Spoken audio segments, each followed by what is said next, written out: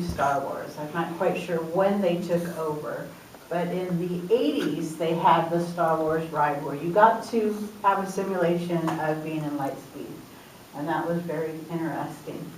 They've upped the ride. I haven't gone on it since they've changed it, but they also now, they're building a Star Wars land, and it's not complete. They're still doing it, but you can go into like a museum now, where it used to be the New World home where all the new inventions were happening.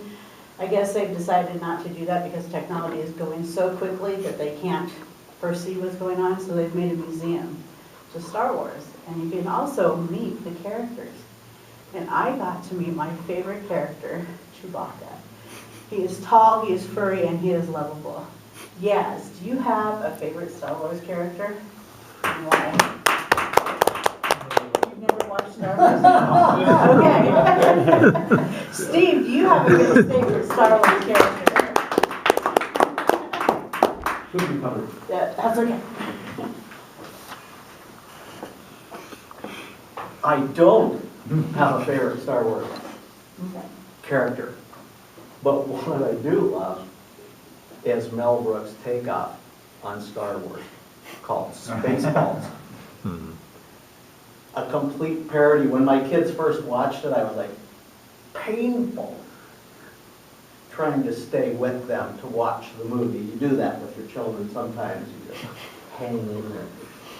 But then I had to watch it again and had a slight chuckle. And then a third time, it was becoming amusing. And John Candy is a Mog, half man, half dog.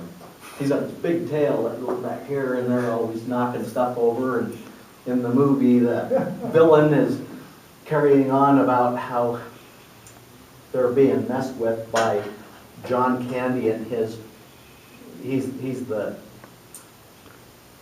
jester, and then his straight man is the hero of the movie, whose name I do not remember, but they're doing things that are messing with the villains, like the radar gets jammed, and it's jam running down the screen. And there's this one black guy who is just hilarious. He does sounds. He can make, it's the radar sound. He goes, "We've been jammed." It's just hilarious. And then they get overshot by the villains who are chasing them in this spaceship. And all of a sudden you see this big plaid blanket go out. They, instead of going into warp, they went into plaid.